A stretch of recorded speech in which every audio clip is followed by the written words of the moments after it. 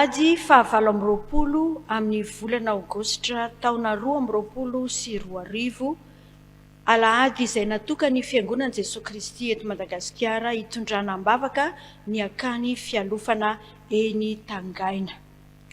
Ho aminareo ny ry havana ny fahasoavana sy ny fiadanana avy amin'Andriamanitra Raintsika sy Jesosy Kristy Tompo, ary isaorana ny Andriamanitra Rain Jesosy Kristy Tompontsika izay nitahantsika tao amin'ny Kristy amin'ny fitahiam-panahy rehetra any an-danitra. Amen.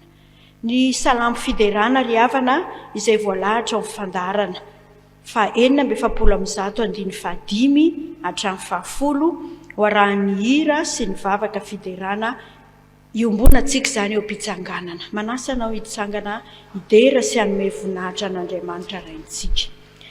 Iombonana ary izany salamo izany amin'ny anaran'i Jesosy Kristy Tompo.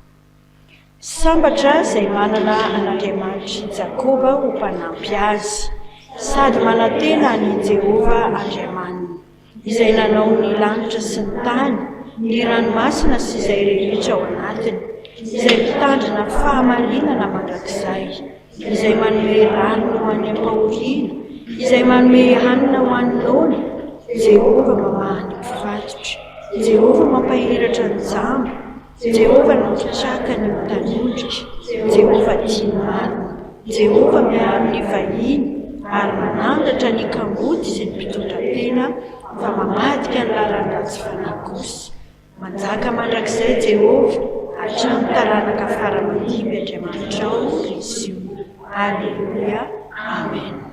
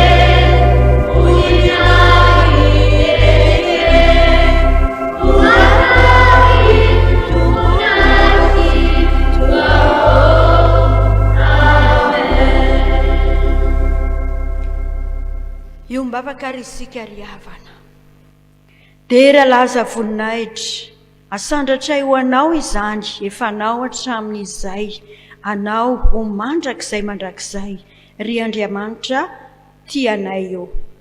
Eny, misaotra sy mamay voninahitra anao tokoa izahay, satria mahatsiaro fa sambatra manana anao ilay Andriamanitra mpanampy anay. ary sambatra izay fa manantenanao ary dia mamaly vavaka anay isan'andro ianao.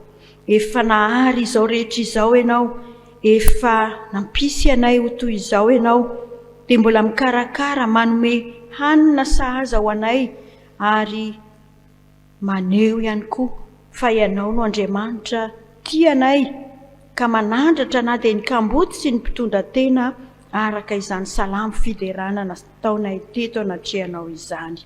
Miombona amin'izao fitondranam-bavaka ny akany fialofany ho tangaina izahay, izay ikolokoloina sy ibeazana ireo zaza izay sambatra satria manana anao ilay Andriamanitra mpiasy fialofana tsara ho azy ireo. Dia manjaka mandrakizay ary ianao Andriamanitra hatramin'ny taranaka faramandimby, ary raiso ankasitrao ho voninahitrao irery ihany izao fiombonana masina tanterahanay izao, fa amin'ny anaran'i Jesosy Kristy no iombonanay, ary ho anao Andriamanitra irery izany dera sy laza mandrakizay izany. Amen. Aza ho toerana ry havana.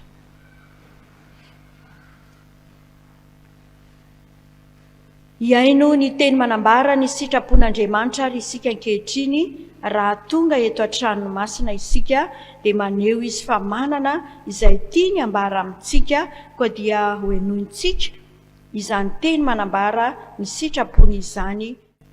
Hoy ny tenin'Andriamanitra manao hoe: mifahara ary kasiki ny fahamarinana ny valahanareo, ary mitafy ny rariny ho fiarovan-tratra, ary kiraroy ny fahavononam-panavy amin'ny filazantsara ny fihavanana ny tongotrareo, ary ho fanampiny izany rehetra izany dia tany ny finoana ho ampinga izay azonareo amono ny zanatsipika mirehitra rehetra izay alefa nyilay ratsy.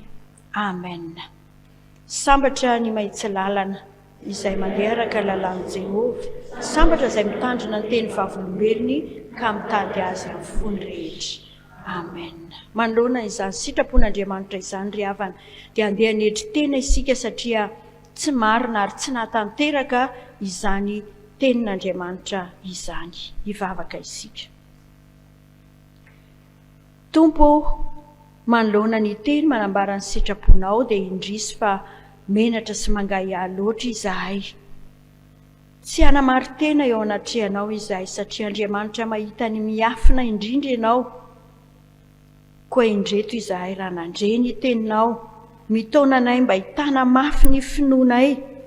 Asainao mifahatra tsara izahay ary sikina ny fahamarinana sy ireo fitaovana rehetra izay araka ny sitraponao, mba ho fiarovana ho anay sy hahafahanay mijoro amin'ny fanarahana sy finoananao Jesosy Kristy.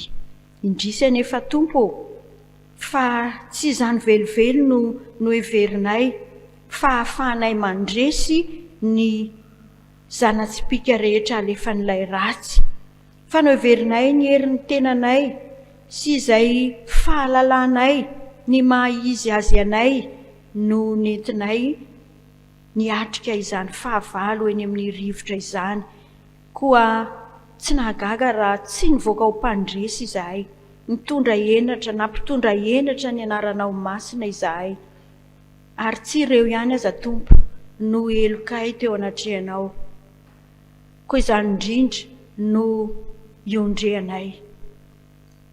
Manaiky izahay ny amin'izay rehetra tsy fahatanterahanay rehetra Tompo, ary mitalao indrindra hoe mamindrafo aminay. Mamelany elokay, faingana amonjy anay ry Andriamanitra mpamonjy, satria efa nomenao ilay mpamonjy anay dia Jesosy Kristy. Koa indreto ary ny zanakao rehetra mitady fialofana indray sy famonjena, famelan-keloka amin'ny anaran'izany Jesosy Kristy izany. Misaotra indrindra Tompo. Amen.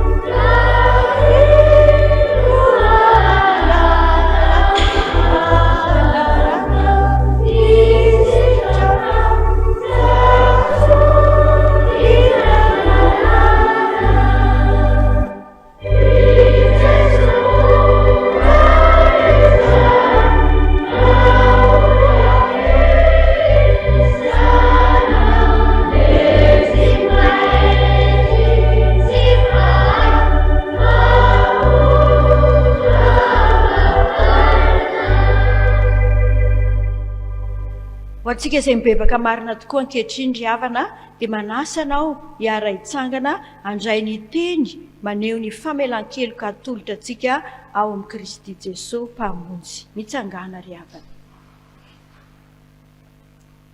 Hoy ny tompo, satria izao no ndraiketan'ny fitiavany dia hamonjy azy aho. Anandratra azy ho any amin'ny avo aho satria mahalala ny anarako izy. Iantso ahy izy dia hamaly azy aho, ho eo aminy aho raha ory izy, hamonjy sy hanome voninahitra azy aho ary hovokisako fa ela velona izy, asehoko azy ny famonjeny. Amen. Dia voavela ry havana ny elokareo andeha hidera sy hisaotra ny tompo isika. Sambatra ny olona izay voavela ny elony sy voasarona ny fahotany. Sambatra ny olona izay tsy sainy Jehovah eloka ary tsy misy fitaka ny fanahiny. Amen.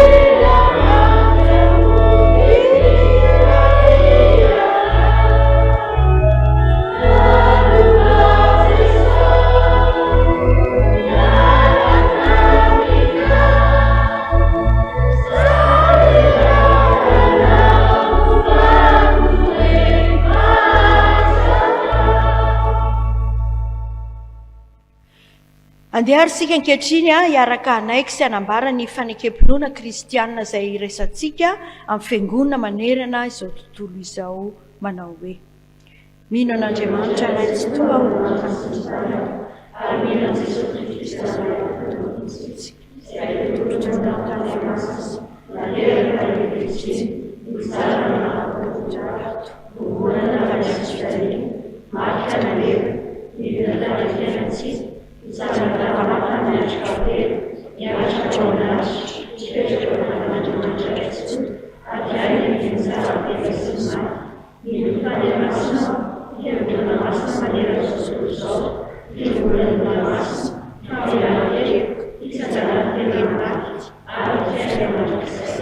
Amen.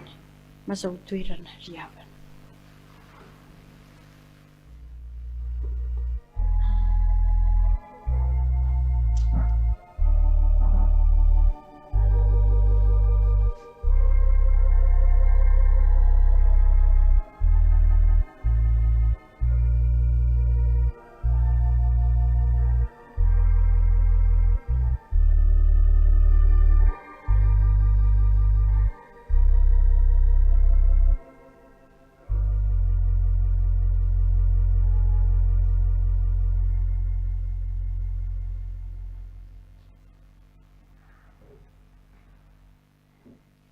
Manantitra ny fiarabana antsika mpianakavin'ny finoana amin'ny anarany Jesosy Kristy Tompo ry havana. Izao dia hiaino ny raharahan'ny fiangonana isika, indrindra ny eo anivony ankany fialofana Itangaina.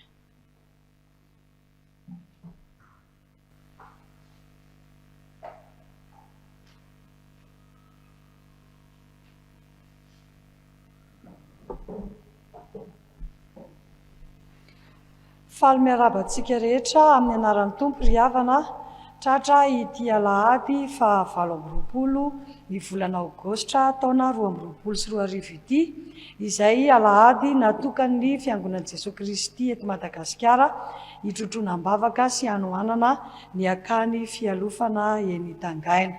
Saotra an'Andriamanitra isika no natanterahany izao fanompoam-pivavahana androan'izao.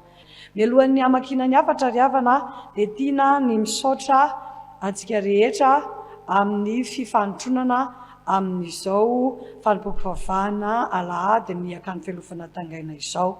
Misaotra ny FOBFJKM isika amin'ny fandaminana rehetra ka nahazoantsika izany alahady izany. Misaotra ireo komity ny akany fialofana atangaina rehetra isika izay miara-mihevitra izay asosia tsara ny asa fitezana ireo zanantsika ao amin'izany akany izany. Misaotra ny mpitandrina sy ny fiangonana ny dekona ny kristianina rehetra eto amin'ny FJKM ambany lalana finoana izay nanaiky ny anatanterahana izao fanompam-pivavahana izao eto amin'izy ireo ankehitriny. Misaotra ny teknisianina sy ny mpitendry zava-maneno ato amin'ny fiangonana. Misaotra ireo teknisianina avy ao amin'ny AFIFAB sy ny haino aman-jery samihafa izay mampita izao fanompam-pivavahana izao. Misaotra ireo fiangonana 270 izay nanao rakitra tamin'ny taona 2024 ary misaotra antsika fitandremana rehetra izay miara-miombona mivavaka amin'ity alahady ity. Misaotra ireo mpanohana rehetra tsy lazaina miakany fialofana tangaina. Misaotra antsika mpiara-mitaiza ary indrindra misaotra anareo rakizy amin'ny fiaraha-miombona amin'izao fotoam-pivavahana izao. Toy izao ary ny afatra amin'ity alahady ny akany fialofana tangaina ity. Ary ny zanany ahazo fialofana ohabolana 420 tapany B. Ry havana, ho aminareo aneny fiadanan'ny Tompo, faly miarahaba antsika amin'ny anaran'i Jesosy Tompo sady miarahaba antsika tsy maty fo amanaina. Efa taona tokoa izao no nanolorana ny akany ny FJKM, toerana fitezana zazakamboty avy amin'ny fianakaviana tena sahirana lahy sy vavy. Eny ampita-tapika ambony no misy ny akany fialofana ka 5 anadahy ireo mpianabe miara-mitaiza ao. Nisy komity mpitantana izay napetraky ny FJKM koa tamin'izany. Nanamarika ity taona 2024 ity indrindra ny fanavaozana ireo komity ireo ka totosa soamantsara izany ary dia mirary soa ireo mpanompon'Andriamanitra ireo isika amin'ny faneken'izy ireo ny antson'ny Tompo taminy. Tsy izy ireo ihany anefa fa efa mihamaro isika fitandremana sy sampana ao aminy ary ny kristianina no manohana ny akany amin'ny endriny samihafa, vavaka, rakitra, fanampiana ara-bola sy ara-pitaovana, fiahiana zaza, fanampiana tsitrapo, fanofanana sy ny sisa. Zava-dehibe sady isaorana antsika izany ry havana satria ireny fanampitsika ireny no tantanina ka mampiodina ny asa fanebiazana ireo zazakamboty manodidina ny 30 izay karakaraintsika ao ireo. Andriamanitra manan-karem-pahasoavana ane hamaly fitiantsika rehetra, fianarana, fahasalamana, sakafo, fitafiana, fitsaboana, indrindra fa fitiavana nomentsika ireo zaza ireo.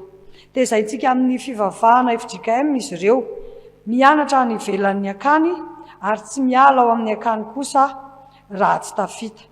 Ankoatra ny anan-tsekoly dia mianatra tao zavatra sy haitao samihafa izy ireo. Miezaka isika manarina ny fiantraikany dona nahazo ireo zaza ireo talohany nandraisana azy tao amin'ny akany mba tsy hanamarika loatra ny fiainany intsony izany. Manome antoka azy koa isika fa tsy hisy herisetra hanjo azy intsony satria manana fialofana izy ankehitriny ka na dia kamboty azy izy ireo dia manana ankohonana kosa no ny Tompo miahy azy sy ny fisian'ny akany-piangonana toy izao.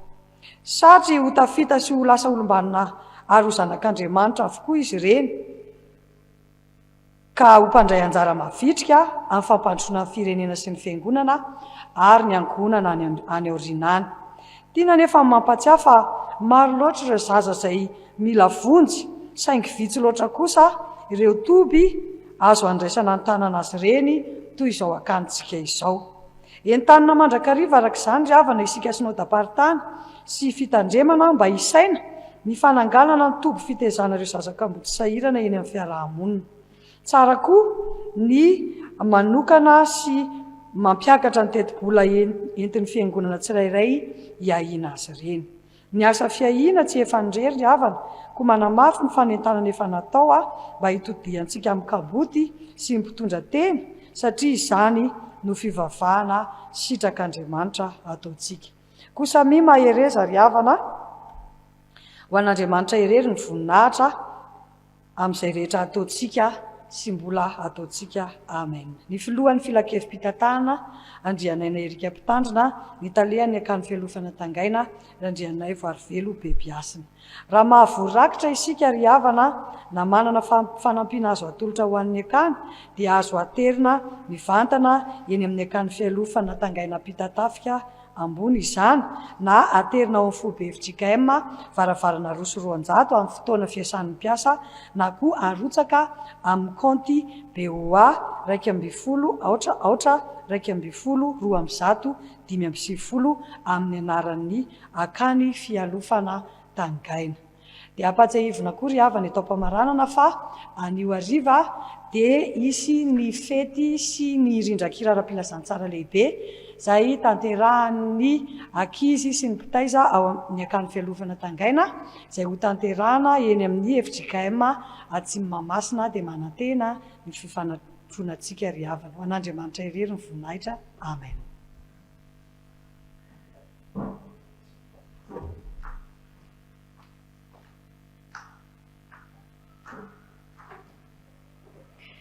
Isaorantsika ny tompontsika izay asa anirahany ny fiangonana izay mbola hotoizantsika amin'ny alalan'ny fanaterana ny rakitra.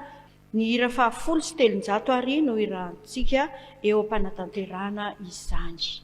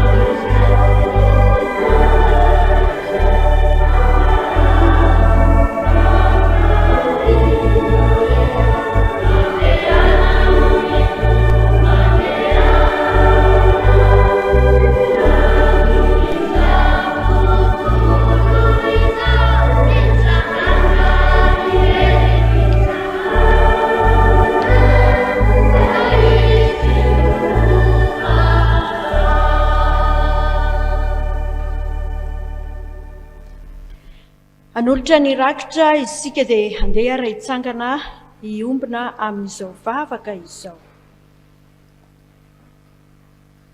Endre ny hafalianay Tompo noho ny hafahanay misitraka ity alahady ity anehoana ny fanavaozana indray ny fanoloran-tena ho amin'ny asa izay anirahanao, dia entinay ambavaka ireo asa marobe miandry manoloana ny fikolokoloana fitezana ireto ondrinao ireto Jesosy Kristy, koa izay fanatitra rehetra natolotray ihany koa dia mba ho ankasitranao ane izany ho entina manatanteraka ny asa rehetra tandrify izany avy, ary dia ny tenanay tsiraray indrindra ho fanatitra velona masina ary sitrakao, dia misaotra Tompo. Amen. Aza ho toerana ry havana.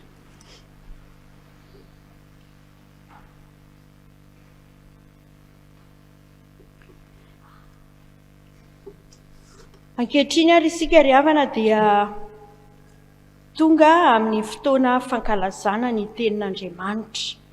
Ny hira 7:1 no iraina dia hitsangana ao anatin'izany ny ankizy sy ny tanora rehetra.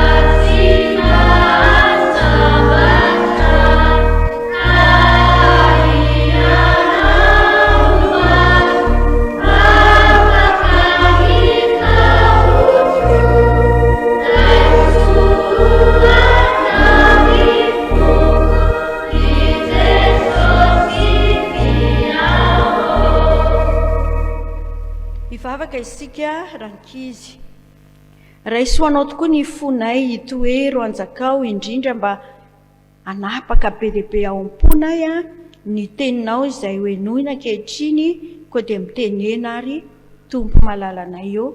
Amen. Maza ho toerana rankizy. Ho amintsika hatrany ny fiadanany Jesosy Kristy amin'ny fanaranana izao mofinaina fotoana ho an'ny ankizy sy ny tanora izao. Ny epistily nosoratan'i Paoly ho an'ny Efesianina 4:9-10 no hoepelantanantsika. Efesianina 4:9-10. Raha nahita izany sika dia toy izao mivakiny amin'ny anaran'i Jesosy. Tafio avokoa ny fiadian'Andriamanitra mba ahazoanareo hifahatra amin'ny fanangoleny devoly. Amen. Izany rankizy tenin'Andriamanitra ho antsika, ka andeha hiaino tantara kely anankiray indray sika, azahoantsika misintona ny lesona izay araka izany tenin'Andriamanitra izany. Tantarany sahona sy ny maingoka. Mahalala sahona isika dia mahalala maingoka. Fa ireo dia biby izay atao hoe tena samy manana ny maizy azy sy ny momba azy. Fa indray mandeha izy ireo dia tafiaraka dia hiampita teo amoron-drano anankiray. Nahita sahona efa vonimbonina hiampita izay ilay maingoka, dia miteny izany ilay maingoka rankizy hoe azafady re ry sahona sakaiza malala, mba babeo eo an-damosinao re fa te hipita hoeny amin'ny toerana izay andehananao ihany koa. Hitanao manko za tsy dia mahay milomano, tsy mahay mihitsy dia mba mangataka fanampiana mba mitalao. Dia hoy ny sahona rankizy hoe fa adala nga ianao, raha entiko ao an-damosiko ianao dia anindronahy ary dia ho faty tokoa noho izany.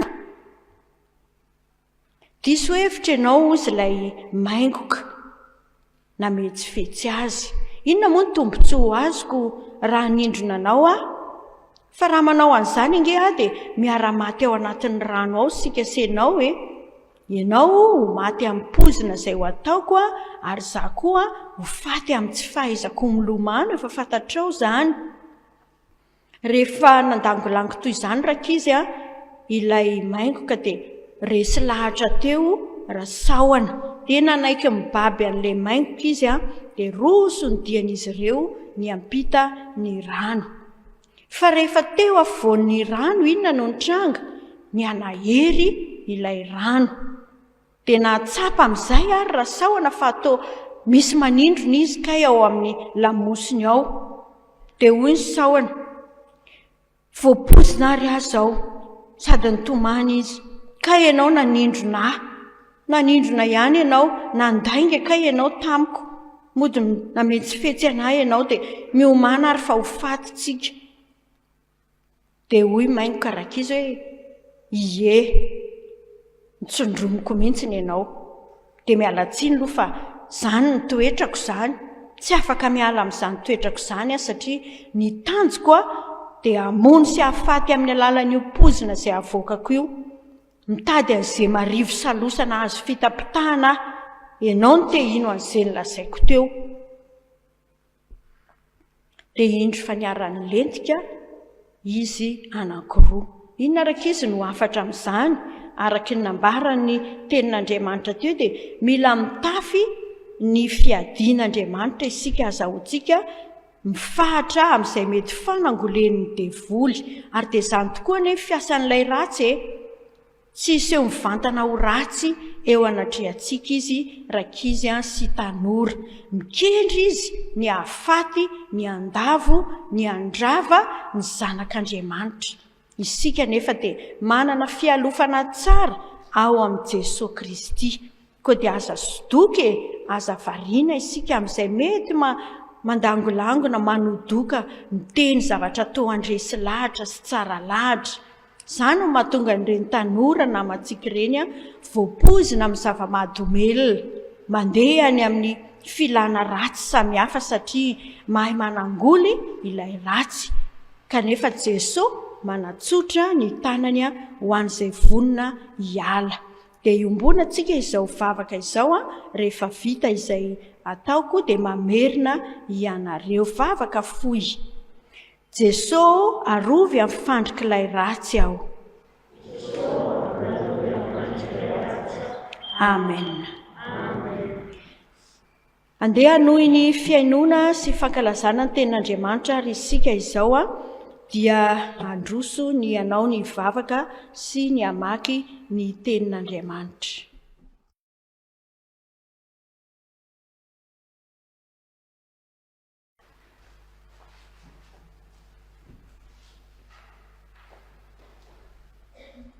Mbola hanorika ny lohantsika isika hivavaka. Tonga tokoa eo amin'ny fotoana hamakiana sy henonan'ny teny soratra masinao izahay ry Tompo, koa mangataka ny fitsolovana ny fanahinao masina izahay. Tafio ny herin'ny fanahinao masina ireo mpanomponao hamaky ny teny sy tory izany, ary izay rehetra kosa dia hompiengo mankatoy ny teninao, satria araky ny efa voalazanao ihany hoe aoka ho tohany ny teninao izay nolazainao. Koa mitenena ry Tompo tsara fa vonina heno anao izay mpanomponao. Amen.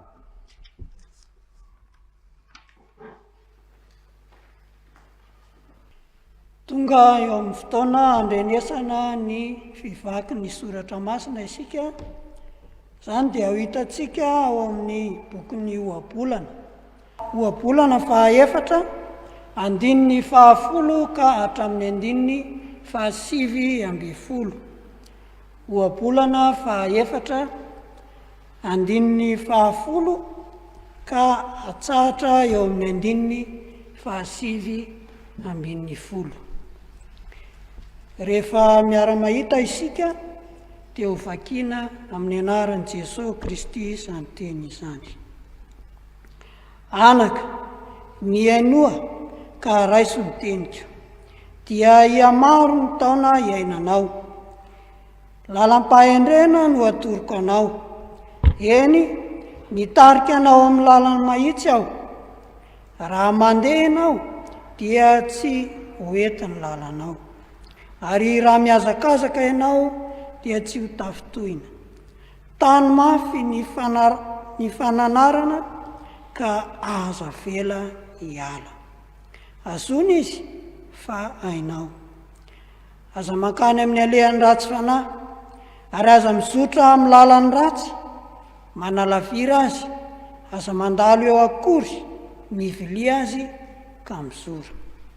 Fa tsy matory ireny raha tsy efa nanao ratsy, ary tsy mahita torimaso izy raha tsy efa nanafitohina ny sasany. Fa mihinana ny mofon'ny faharatsiana izy, sy misotro ny divain'ny faharozana. Fa ny lalany marina dia toy ny poky andro maraina, izay mihamazava mandra-pitatao-vonan'ny andro. Ny alehan'ny ratsy fanahy dia toy ny aispito, tsy fantany akory izay manavitohina azy. Amen.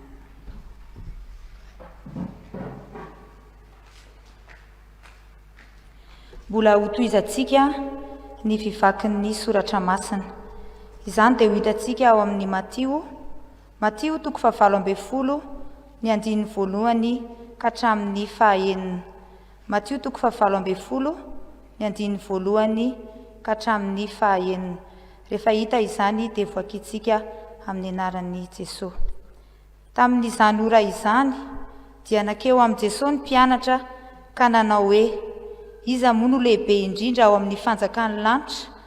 Ary Jesosy niantso zazakely anankiray akeo aminy dia nametraka azy teo afovoany ka nanao hoe: lazaiko aminareo marina tokoa, raha tsy miova ianareo ka ho tonga tahaka ny zazakely dia tsy hiditra amin'ny fanjakan'ny lanitra mihitsy ianareo. Koa nazovo no anetry tena tahaka ity zazakely ity dia izy no lehibe indrindra amin'ny fanjakan'ny lanitra. Ary nazovo no andray zazakely anankiray aza tahaka itony no ny anarako dia mandray ahy. Fa nazovo no anafitohana na dia iray aza amin'ireny madinika mino ahy ireny dia tsara lavitra ho azy raha anatonana vato lehibe fikosoam-bary ny vozony dia lentika any amin'ny ranomasina lalina izy. Amen.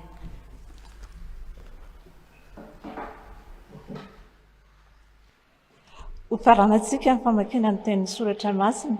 Izany dia ho hitantsika ao amin'ny epistily voalohany soratan'i Petera voalohany toko 5 andininy 5 ka hatramin'ny 6. Rehefa hita dia rahantsika mamaky amin'ny anaran'i Jesosy. Ary ianareo izay mbola tanora fanahy kosa dia manekeny lo olona. Eny, samy misikina fanetretena ianareo ka mifanompo. Fa Andriamanitra manohatra miavinavina fa manome fahasoavana ho an'ny manetry tena. Koa amin'izany manetretena ambany tana maherin'Andriamanitra mba hanandratana anareo amin'ny fotoan'andro. Ary apetrao aminy fanahinareo rehetra fa izy miahanareo. Mahonoana tena miambena fa ny devoly fahavalonareo mandehandeha tahaka ny liona merona mitady izay harapany. Toero izy ka miorena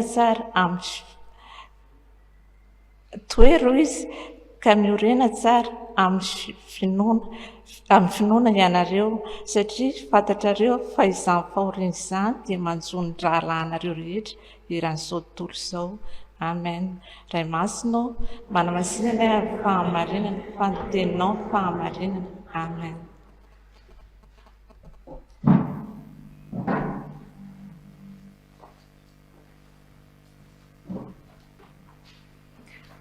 Ankehitriny ary dia hitsenantsika ny afatra avy amin'izany tenin'Andriamanitra izany dia hitsangana isika anatanteraka ny hira izay voalahatra.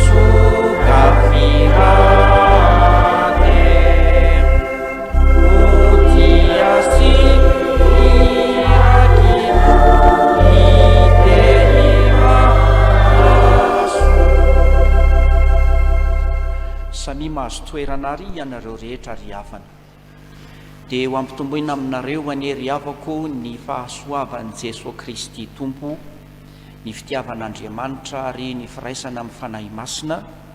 Amen. Miarahaba antsika rehetra mahatratra ity alahady natokana hitondrana mibavaka ny akany fialofana enitangaina ity. Isika rehetra ho ao satria asa iombonana eo anivontsika FJKM ity fitaizana sasakamboty eny tangaina ity ary dia mampahery atsika rehetra amin'izay adidy amanandraikitra samihafa omen'ny tompo mba hosahantsika. io no fivavahana madio sady tsy misy loto hoy ny soratra masina dia mamangy ny kamboty sy ny mpitondra tena ary dia miaraba atsika tsara sitrapo rehetra manohana izany asa fanabeazana izany tenin'Andriamanitra izay nomen'ny tompo ary mba tiako zaraina amintsika amin'izao alahady hitonanam-bavaka ny akafita izao dia izay voasoratra ao amin'ny oabolana 4 andiny 10 hatramin'ny andininy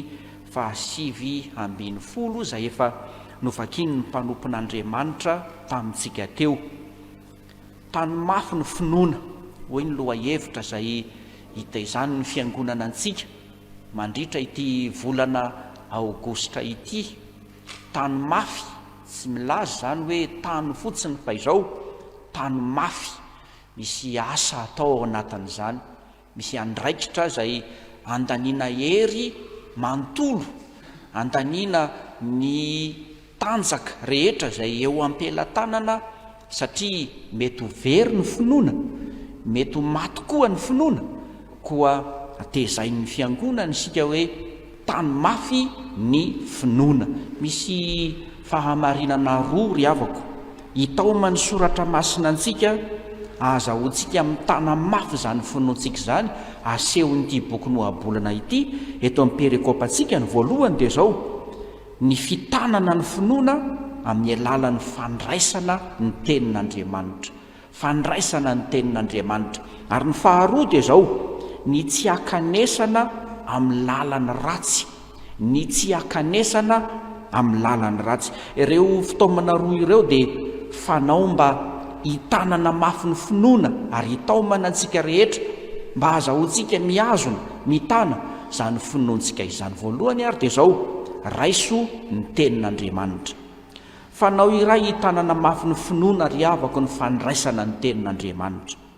Resahan'ny mpanoratra ny soratra masina eto amin'ity perikopa ity, indrindra amin'ny andininy 10 tapany 2, ny vokatra entiny zany fandraisana ny tenin'Andriamanitra izany zao ny soratany eo: anaka miaino ka raiso ny teniko dia hiamaro ny taona iainanao, dia hiamaro ny taona iainanao. Mazava amintsika tokoa fa rehefa eny an-dalana eny isika manaraka tsara ny toromarika asehon'ny takelaby eny amin'ny sisin-dalana eny, manambara ny fiolahana, manambara ny fidinana, manambara ny toe-javatra samy hafa misy eny an-dalana, manaraka n'izany toromarika rehetra zany isika dia tsy ho azo ny loza isika. Manoatra lavitra noho izany ny fahefan'ny tenin'Andriamanitra, ny fahefan'ny tenin'Andriamanitra izay mahatonga antsika hitana mafy ny finoantsika. Ny hoe hiamaro ny taona iainanao dia tsy milaza taona lava be, tsy misy farany fotsiny ihany, fa milaza indrindra koa ny zavatra maro samihafa, ny voka-tsoa isan-karazany hita ao anatin'izany taona iainana izany. Ary noho ireo indrindra aza no mahamaro ny taona iainana, noho ireo zava-tsoa samihafa izay entin'ny tenin'Andriamanitra, omen'ny tenin'Andriamanitra, ka mahatonga ilay taona iainana sady maro no manana ny fahafenona. Mazava amintsika ny voasoratra amin'ny andininy 12 manao hoe: lalam-pahendrena no atoroko anao. Eny, mitarika anao amin'ny lalana mahitsy aho. Ny fahendrena dia milaza fiainana, ary ny hoe mahitsy kosa dia milaza fahafinaretana, milaza fifaliana ao anatin'ilay taona maro iainana, ao anatin'ilay fiainana izay omen'ny tenin'Andriamanitra. Toy ny milaza zany ny soratra masina hoe: rehefa mandray ilay tenin'Andriamanitra ianao dia feno fahendrena, feno fahendrena, manana fiainana arak'izay ambaran'Andriamanitra aminao, andrasan'Andriamanitra aminao. Rehefa mandray ny tenin'Andriamanitra ianao dia mizotra amin'ny lalana mahitsy, mizotra ho amin'ny fiainana feno fahafenona, feno fahafinaretana, toa mizotra tsy misy raoraona fanahiana rehefa mahitsy ny lalana, fa rehefa miolokolika kosa ny lalana na mikitaontaona na isika aza sahirana mandeha eo amboniny. Mazava ny voasoratra amin'ny andininy 12 ilazany manao hoe: raha mandeha ianao dia tsy ho ety ny lalanao, ary raha mihazakazaka ianao dia tsy ho tafintoina satria maninona satria mandeha amin'ny lalana mahitsy. Ry havako malala, tsy misy fandrika na sakana miafina ka mety aharava ny finoana rehefa ao amintsika ny tenin'Andriamanitra. Rehefa manana ny tenin'Andriamanitra sika, tsy misy koa fahotana hahataona ka hialanao amin'Andriamanitra mba hizoranao amin'ny lalan-diso, fa rehefa mandray ny tenin'Andriamanitra sika dia manana aina ao anatintsika ao. Manana aina ao anatintsika ao io ilay fahendrena. Izany nanoratany boky noabolana hoe azony izy fa ainao, ho ny 7:20 tapany 2. Velona ny finoanao, voatananao mafy ny finoanao, ka feny fahafinaretana ny andronao, tsy ho entiny lalanao ary tsy ho tafintohina ianao mizotra amin'ny lalana maha-kristianina. Miara-mahalala tokoa sika fa io tenin'Andriamanitra io no mampisy ny finoana, mampisy ny finoana. Ambaran'ny soratra masina zany fa ny finoana dia avy amin'ny toriteny, ary ny toriteny kosa avy amin'ny tenin'ny Kristy. Io tenin'Andriamanitra io no mampisy ny finoana sy ahatanantsika tsara ihany koa ny finoana izay ao anatintsika. Raha mpitahina amin'ny bateriana telefona zany ny finoantsika, dia azo atao no milaza fa io tenin'Andriamanitra io ny chargeur d'origine, mamahana ny baterian'ny finoantsika, mamahana ny finoantsika. Mety azo sarza ihany ny finoantsika, mety azo sarza ihany ny baterian'ny finoantsika amin'izay chargeur rehetra mety ampiasaintsika, kanefa tsy haharitra ny heriny zany finoantsika izany. Ary indraindray mety hibotsina aza ny baterian'ny finoantsika, mety ho vakina, mety ho simba mihitsy aza ny hafaran'ilay telefona. Ny tenin'Andriamanitra arak'izany no batery original mahasarza ny finoantsika. Ry havako, rehefa mandray ny tenin'Andriamanitra sika, no hoe mandray dia zao manaiky azy, makato azy, mampiatra izay ambarany eo amin'ny fiainana iray manontolo, dia voatanantsika mafy ilay finoantsika, voatanantsika mafy ilay finoantsika. Fa nahoana moa Jesosy no nitaonantsika hiovaka ho tonga tahaka ny zazakely? Teo amin'ny Matthieu 5:20 izay vao nivakiana tamintsika teo, miara-mahalala sika fa ny zazakely dia mora mandray izay teny tenenina aminy, tsy mba tahaka antsika olon-dehibe, tsy mba tohantsika olon-dehibe, mora mandray izay teny tenenina aminy, tsy be ady hevitra izy, mahatoky izy, tsy miroaroa saina izy, manetry teny izy, ka mora manaiky izay tenenina aminy. Zany mahatonga an Jesosy ny teny hoe ko nazovy no anetry tena tahaka ty zazakely ty, dia izy ny lehibe indrindra ao amin'ny fanjakan'ny lanitra. Ry havako, tany mafy ny finoana, tsy efa niezaka maneritrerintsika nefa zany, tsy efa nitraikefa mpivavahantsika zany, tsy efa ny fahelan'ny maha-kristianina antsika koa izany, na izay karazana titra samihafa entantsika amin'ny maha-olon'Andriamanitra antsika, fa tsy maintsy mandray ny tenin'Andriamanitra sika, tsy maintsy mandray ny tenin'Andriamanitra sika, manaiky azy, makatoy izay lazainy, mampiatra zany eo amin'ny fiainana iray manontolo mba azahoantsika mitana ny finoantsika. Jesosy Kristy dia nandray izany tenin'Andriamanitra zany. Tsaroantsika fa fony vao zaza izy, any amin'ny Lioka 2, any amin'ny Lioka 2:7, dia nipetraka teo vovoan'ny mpampianatra, ny ain'ny mpampianatra izy, nanontany ny mpampianatra izy, raha nalay ny devoly fanahy indray izy, dia izany tenin'Andriamanitra zany no ny fikirany ka nahatonga azy nandresy tamin'ny fiainany iray manontolo. Amin'ny maha-kristianina antsika, mpanaradian'ny Kristy no hanafarana antsika handray ny tenin'Andriamanitra. Mahafinaritra ery ny mandreny boky noabolana amin'ny taonantsika hoe raiso ny teniko, 10:10, tany mafy aza vela hiala, hazony izy, hony 10:13, mitaky kristianina manam-pinoana ry havako, izao vaninandro iainantsika izao.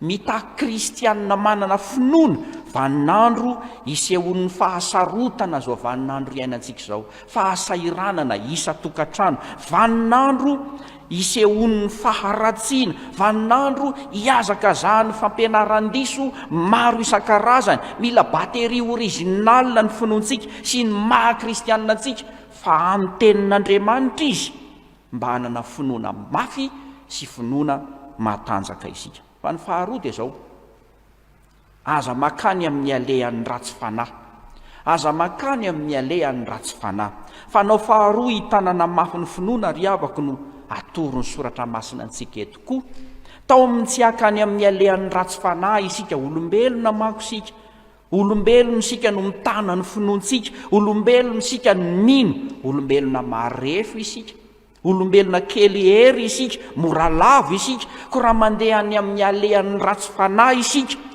dia tsy ho voatanantsika akory na dia ny mahakristianina antsika azy tsy voatanantsika akory ny finoantsika fataro fa mety very ny finoana mety miova ny finoana mety maty mihitsy aza ny finoana koa raha tsy mitana mafy ny finoantsika isika amin'ny alalan'ny fitandremantsika ny tenantsika amin'ny fakanesana any amin'ny alehan'ny ratsy fanahy ho very zany finoana izany tsy avelan'ny soratra masina mitodika any amin'ny alehan'ny ratsy fanahy akory aza isika hoy ny 7:25 aza mizotra amin'ny lalan'ny ratsy mivilia azy ka mizora zany ny voasoratra eo amin'ny teny fototra dia ataony hoe manalavira aza mandalo eo akory zany no ataony ny teny fototra ambarany boky no abolana amintsika fa tsy matoro ny mpanao ratsy raha tsy efa nanao ratsy tsy mahita toromaso izy raha tsy manafy ny tohina ny sasany mihinana ny mofo ny faharatsiana izy misotro ny divain'ny fahalozana 9:12 sy ny 7:12 sy mba tanteraka ny saina tahaka izany fa tao sakafo fihinana tao rano fisotro ny isan'andro ny faharatsiana sy ny fahalozana ireny faharatsiana ireny mihitsy aza ny tao fidiram-bolany ka tsy mahapetraka izy raha tsy mahatanteraka izany faharatsiana izany mahavariana ny filazan'ny soratra masina amin'ny 9:7 manao hoe ny alehan'ny ratsy fanahy dia toy ny aizy mipito tsy fantany akory izay manafy ny tohina azy ko raha mizotra ho amin'izany lalana izany isika izany hoe manao ny fanaony miaina ny fiainany tsy ny sisa dia tsy ho voatanantsika mihitsy ny finoana ananantsika sy ny mahakristianina antsika amin'izany manko dia tao olona voapetipetana izao tontolo izao sy ny faharatsiana eo aminy isika ka tsy misy hamantarana ny mahampino antsika dia mazava loatra fa ny mahatonga izany dia satria levina ny finoantsika rehefa ao anaty aizy mikitroka iny ianao maty ny jiro amin'ny 12 alina tsy misy mazava na kely azy ao anatin'ny efitrano misy ianao ao andeha hamonjy varavarana ianao na hijery zavatra ny jiro tsy mandeha tsy maintsy mitsapatsapa eniny ny tananao satria maizana na dia toerana mahazatra anao zao aza ny misy ianao ary tsy hoe mitsapatsapa ihany ny tananao fa mety ahavoadona zavatra azy ianao mety ho sarobidy ny zavatra voadonanao ka ho vaky hianjera amin'ny tany ho vaky miparitaka simba ny zavatra rehetra fa rehefa tonga kosa ny fahazavana manana ny fahazavana ianao mizotra ho amin'ny lalany mazava ianao tsy mitsapatsapa itsony ny tananao tsy misy voadonanao na iray azy na dia mbola mandromandry aza ny masonao tsy misy voadonanao na iray azy ny entana rehetra ao an-trano dia tahaka an'izany koa isika rehefa mizotra ao anatin'ny maizina isika ao anatin'ny lalany faharatsiana isika be dia be ny zavatra potehintsika be dia be ny zavatra simbatsika eny fa na dia hatramin'ny finoantsika aza indro fa tsy misy intsony Petera voalohany 5 hatramin'ny 7 izay vao nivakina tamintsika teo dia mampianatra antsika fa misy devoly fahavalo mandehandeha tahaka ny liona mierona mitady izay arapany amin'izao fiainana izao ny vaky ny soratra masina eo 9 mahonona tena miambena fa ny devoly fahavalonareo mandehandeha tahaka ny liona mierona mitady izay arapany asain'ny Petera apôstôly manohitra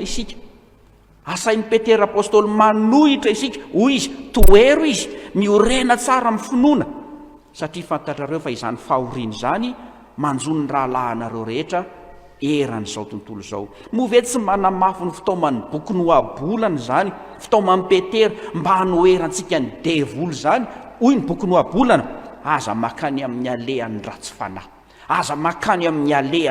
fanahy tahaka ny fiainan'ny komandan'ny sambo ny fiainantsika kristianina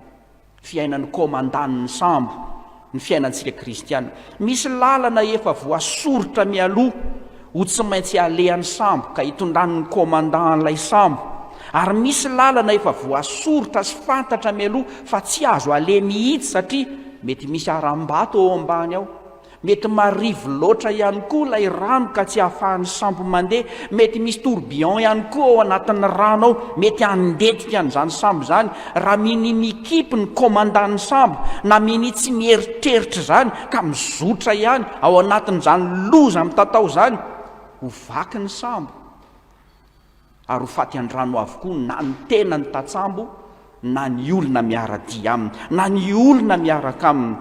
Efa fantatsika fa tsy azo ale. Misy lalana amin'ny fiainantsika, misy lalana izay efa fantatsika fa tsy azo ale. Misy lalana asain'ny tenin'Andriamanitra andehanantsika, ko raha mini mizotra ho amin'ny lalana tsy azo ale isika, dia tsy ho voatanantsika mihitsy ny maha-kristianantsika sy ny finoantsika toy ny olona vaky sambo amin'ny finoana no ilazan'ny Paoly azy amin'ny Timoty 1:1 tsy misy amantarana ny maha-kristianina azy intsony. Ry havako, ekena fa misy lalana soritan'Andriamanitra mba hiadivantsika sy hialantsika amin'ny faharatsiana. Ekena fa misy asa mahery ataon'Andriamanitra ao amintsika ho fanafahanantsika, tsy ho azo ny fotoaman-dratsy. Saingy mazava eto amin'ity boky noabolana ity fa misy fandraisana andraikitra koa tokony ataontsika, tokony ho tanterahantsika, dia isika tsy mandeha amin'ny alehan'ny ratsy fanahy. Mila finiavana izany, atao mihitsy fa tsy eritreretina fotsiny, tsy miaina ny fiainan'ny ratsy fanahy, tsy manao ny fanaon'ny ratsy fanahy, avily mihitsy ny tena, avily mihitsy ny tena, mba tsy hizotra kany amin'izay lalana alehan'ny ratsy fanahy. Mahafinaritra ery ny miaino voasoratra amin'ny 9:20 rehefa manaraka an'izany tenin'Andriamanitra zany. Zao ny voasoratra eo, fa ny lalan'ny marina dia toy ny fipoakandro maraina izay miha mazava mandrapita tao voavoana ny andro. Ray andro nanonofy ity zazalahy kely anankiray, hitany tao anatin'ny nofy fa eo anoloany misy lalana anankiroa. Ny lalana anankiray misy soratra hoe makany amin'izay tiako atao, ny lalana anankiray nay misy soratra hoe makany amin'izay tokony atao. Rehefa nieritreritra teo izy tao anatin'ny nofo hoe ho aiza ho any amin'ny tiako atao asa ho any amin'ny tokony atao, nanapa-kevitra izy hoe izay tiako atao ihany io, andeha ho any amin'ny tiako atao aho. Rehefa nandeha elaela nefa izy misy nandrombaka ny gote teny an-tanany, misy naka le gote kely teny an-tanany, gaga izy ka nanontany hoe fa nahoana no nalainao ny goteako? Dia namaly ilay olona hoe zany ny tiako ataoko, zany ihany tiako atao. Rehefa avy eo indray dia nisy nanaraby izy, nisy niteny ratsy izy, nisy nanompy izy, dia nanontany izy hoe fa maninona ianao no manao an'izany? Dia hoy ihany ilay olona hoe aty amin'ny lalany tiako atao ianao zao, dia zany ny tiako atao. Rehefa afaka nandeha kelikely indray, nisy nandaka faran'izay mafy dia mafy izy, potraka naratra mafy izy, dia hoy izy nanontany hoe fa maninona ianao no manao an'izany? Dia hoy ilay olona hoe izay ny tiako atao. Nanapa-kevitra izy tao anatin'ilay nofo fa andeha hiverina, hiala amin'ity lalana ity aka, andeha hizotra ho any amin'ilay lalana misy soratra hoe makany amin'izay tokony atao. Noho nandeha kelikely izy dia nisy olona nanome rano sy mofo azy fa tao reraka be izy, dia nanontany an'ilay olona izy fa maninona ianao no manao zany? Namaly azy ilay olona hoe zany ny tokony ataoko, satria zany ny tokony atao. Afaka kelikely indray nisy olona namaly faly azy, nanao teny mamy, narahana tsodrano, nanontany izy fa maninona ianao no manao zany? Izany ny tokony ataoko. Dia toy izany hatrany. Mino afa mazava aminao ry havako, ny tiana ambara, betsaka ny lalana feno faharatsiana tiantsika andehanana, saika lalana mahafinaritra sy mahaliana daholo izy rehetra. Tadidio ry havako malala fa ny fototenin'ny teny hoe Lucifera, ny fototenin'ny teny hoe Lucifera dia ny hoe luxe, ny teny hoe luxe, mahafinaritra avokoa izay tiana andehanana, tiana atao avokoa izay rehetra te andehanana, sy tiana ale mba amin'ny fiainana iray manontolo. Isika koa moa maha olombelona antsika te hanao izay tiantsika atao, te andeha amin'izay tiatsika ale loatra isika saingy izao mazava ny tenin'ny soratra masina aza makany amin'ny alehan'ny ratsy fanahy. Rehefa tsy makany amin'ny alehan'ny ratsy fanahy isika dia mahatana ny finoantsika, mahatana mafy ny finoantsika. Fa raha mizotra ho amin'ny lalana alehan'ny ratsy fanahy isika na ny maha-kristianina antsika aza voakosoka ka tsy fantatra intsony. Afatra roa lehibe no nomenantsika ry havako mba hitanantsika mafy ny finoantsika amin'ny alalan'izao afatra omen'ny tenin'Andriamanitra izao. Voalohany dia izao, raiso ny tenin'Andriamanitra, raiso ny tenin'Andriamanitra. Ao amin'ny tenin'Andriamanitra ny misy fiainana, ao amin'ny tenin'Andriamanitra ny mamboatra antsika ho olona mendrika andova ny fiainana mandrakizay. Ary tsy vitan'izany ihany fa aza makany amin'ny alehan'ny ratsy fanahy, aza mandeha amin'ny alehan'ny ratsy fanahy. Olombelona isika, tafinofo sy ra isika, marefo isika marefo toy izany no asaina amin'ny tanany finoantsika. Ka raha mietraketraka makany amin'ny lalana tsy tokony ale isika, levona ilay finoantsika, tsy voatazona intsony izany finoantsika izany. Tompony ampahery antsika dia ametraka n'izany teny izany ao am-pontsika mba ho fiainana ho antsika ny tenin'Andriamanitra. Amen. Hivavaka isika ry havana. Misaotranao izahay Andriamanitra noho ny amin'ny teninao. Ny teninao mampianatra anay ireo fanao tokony hitananay mafy ny finoanay. Tao aminao izahay mba handray ny teninao Andriamanitra. Ny teninao no nahariana izao tontolo izao. Ny teninao koa no mbola hiazonanao azy mandraka ankehitriny. Io teninao io aza tonga nofo ka nonona taminay, napahafantatra anay ny fiainana vaovao ao aminao Andriamanitra. Misaotra noho ny amin'ny teninao. Efa nadika tamin'ny tenin'ny razanay izany teninao izany, vakiana isan'andro, ary isan'andro koa izahay no mandre toriteny sy fampianarana ataon'ny fiangonana, omeny ny fiangonana. Misaotranao izahay, tianao hiazona mafy ny finoanay izahay, mba ho kristianina manam-pinoana, ny kristianina miatrika ny fiainany andavanandro. Ampahatsiahivo ny teninao koa anefa fa manam-pahavalo ny finoana, ka mety ho levona, mety miova, mety ho faty mihitsy aza. Koa atao aminao izahay mba tsy hizotra ho amin'izay alehan'ny ratsy fanahy, ahatandrina ny ataonay sy ny fiainanay mba hiazonanay tsara ny finoanay. Saika mahataona ny olona avokoa ny rendrarendra, ny fitaka eo amin'izao fiainana izao. Saika mahataona ny olona hiala aminao koa aza ny fahasahiranana, eny fa na dia hatramin'ny fifaliana.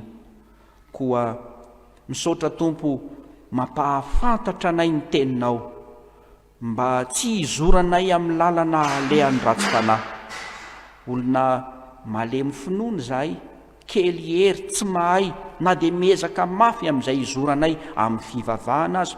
Koa antenainay fa rehefa mahatandrina ny ataonay izahay amin'ny fampaherezany fanahinao masina, mahazotra ho amin'ny lalana atoro ny teninao anay, ho voatananay ny finoanay. Mivavaka izay Andriamanitra ho an'ny akany fialofana eny Tangaina, anabeazana ireo zanakao rehetra, ary hitaizana, ampianarana, ahatonga azy ho lehilahy lehibe sy vehivavy lehibe mahatratra ny ohatra ny fahafenoan'i Kristy, tafita eo amin'ny fiainana, manana tokantrano sy anton'asa mazava mba ahasambatra azy sy ahatonga azy ho olona feno. Mivavaka izay ho an'izany toeram-pitaizana izany.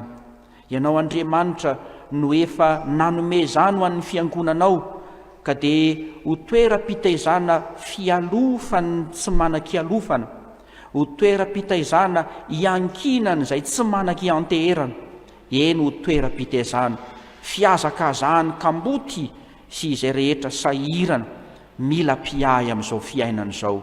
Ta io ny fiangonanao hifanohana, hifanome tanana, ka izay voavory amin'ity andro ity, na dia toy ny mofo-dimy sy hazan-drano roa ihany aza, dia ahasoan'ny fiainan'ireo zanakao sy ny tompona andraikitra rehetra. mivavaka izay Andriamanitra ho an'ny fiangonanao, indrindra ireto mpanomponao manaraka izao fandaharana izao. Mivavaka izahay ny anehoanao feno ny fahasoavanao amin'ny tsirairay avy, ka ampanalavirinao azy ane ny arety mandringana, ampanalavirinao azy ane ny loza samihafa, eny ampanalavirinao azy ny faharatsiana mba amin'izay rehetra mahataona hialana amin'Andriamanitra. Mivavaka izay Andriamanitra, misaotra anao noho ny amin'ny vokampanadinana bakalorea. Maro misy ireo zanakao eny Tangaina, afa-panadinana na ny CEP, na ny BEPC, na ny bakalorea, ao ny misonitra kilasy. Ianao Andriamanitra no nampahavokatra avy amin'ny alalan'ny asa nataon'ny mpitaiza sy ny mpikarakara rehetra, isaoranay ny anaranao zany. Mitahiry ireo zandry zanaka rehetra izay androso amin'ny dingana manaraka amin'ny fianarany, mampahirezina ao hatrany ane ireny ray aman-dreny izay manohana sy mikarakara azy reny. Jereo famindramponao ny firenenay, ny mpitondra azy izay manana ndraikitra sarotra rehetra eo aminy. Ataonay amin'ny anaranao Jesosy zany vavaka izany, izay nampianatra anay hivavaka manao hoe: Rainay eo izay ny an-danitra, ho masina ny anaranao, ho tonga ny eny fanjakanao, atao an'iny sitraponao ety an-tahatahaka ny an-danitra. Nomeonay an'iny andro sahazoanay, ary mamenay elokay tahaka namelanay izay meloka taminay. Ary azo toy ny vakapalay, manapahanay ny ratsy, manao ny fanjakana sy ny hery, manao voninahitra mandrakizay. Amen. Isaorantsika ny tompo izay rehetra nafahantsika ny ombona tamin'ity alahady ity ho voninahiny ireriany izany. Andeha marana izao fotoana izao ary isika ry havana dia ho mpitsanganana no iraintsika ny hira voalahatra ary homena ho antsika ny tsodrano aorian'izay. Manasa antsika hiara hitsangana. Siapa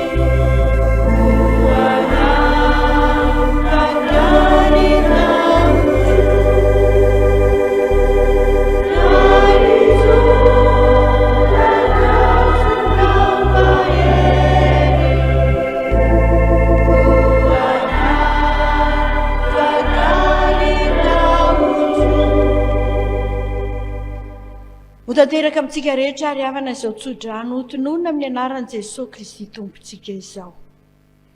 Fiadanana ho an'ny rahalahy ary fitiavana mba amin'ny finoana avy amin'Andriamanitra Ray sy Jesosy Kristy tompo.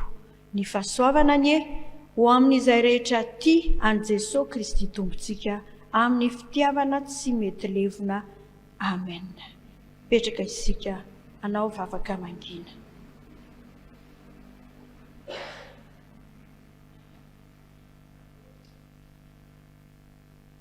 Ho an'Andriamanitra irery ny voninahitra. Amin'ny anarana iray sy ny zanaka.